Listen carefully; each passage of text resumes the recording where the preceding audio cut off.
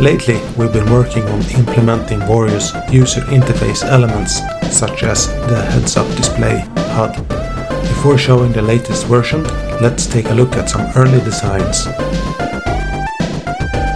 Here's the first one.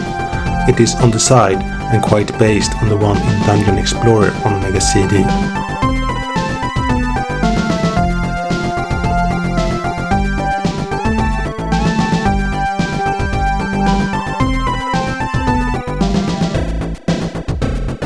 When I made it, I saw it as an improvement since it's a bit smaller, which is thanks to only having 2 player characters instead of up to 4.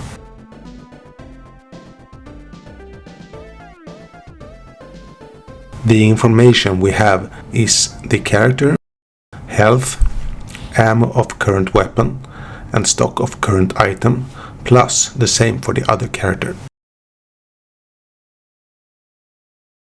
We also see bars for the skill points and the amount of keys and gold.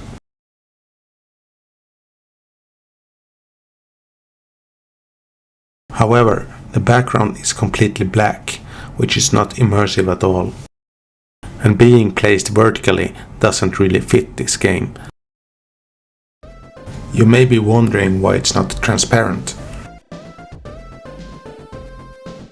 The reason is we're employing the window mode of the Mega Drive, which uses tiles fixed at the top background layer. It's the better option because a transparent HUD would require sprites, which wouldn't work in a game like this because of hardware limitations.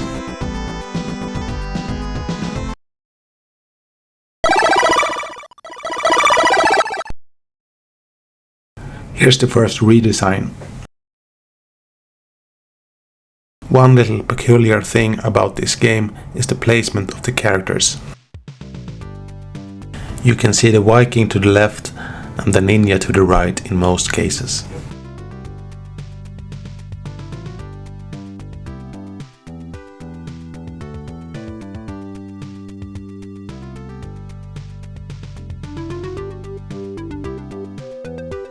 It has no real meaning or anything, it's just to add a tiny bit of identity.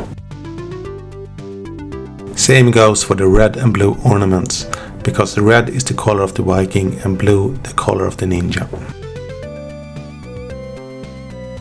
We can here notice something resembling more of a design. It is supposed to look like a runestone. The ornaments are stolen from inspired by patterns drawn by Vikings about 1,000 years ago. Something new in this design is showing who plays the characters, if it's player 1, 2 or the AI. We also see specific skill icons and the bar has been changed to numbers. I wasn't satisfied with the design as it felt too cluttered yet lacking detail. Plus, there isn't anything ninja about it. So, I changed it to this. Yeah, this is better. The ornament is changed to a thin golden ornamental frame and the cracked stone changed to 3 whole ones. You might be wondering why there is an ornament at all. And the reason isn't only to make it look pretty, but because TVs can eat 16 pixels on the sides and 8 pixels on the bottoms and the tops. So we want to avoid losing any important information.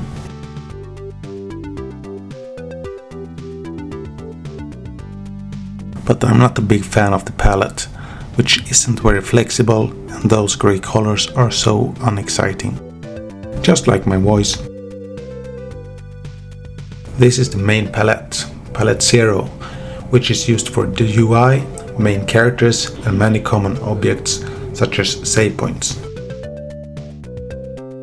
It needs to be very flexible to work with many assets. I decided to change it to be more vibrant, which would fit the feel of the game. So I swapped 2 grey colors to green. I also combined the dark red and blue colors into a single purple, and with the saved color I added a third green. A dark purple color is great to have, because it can be used to shade almost anything. Greens are very useful for food, pun intended, which is important in this game. For the HUD, the light green gives a more distinct and sharper look. Another new thing here is the font, which is thinner to add a bit more readability. The intention here is trying to draw the numbers as if they were runes, which we also see here at the font itself, which I call Pixel Rune.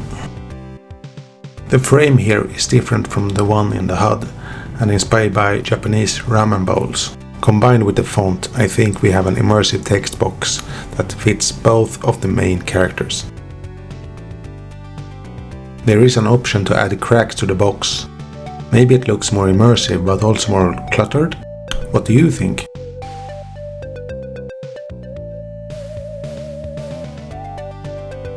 Now, not everything of the designs have been implemented into builds yet, as you can see here, but we'll try to add them as soon as possible for you to see.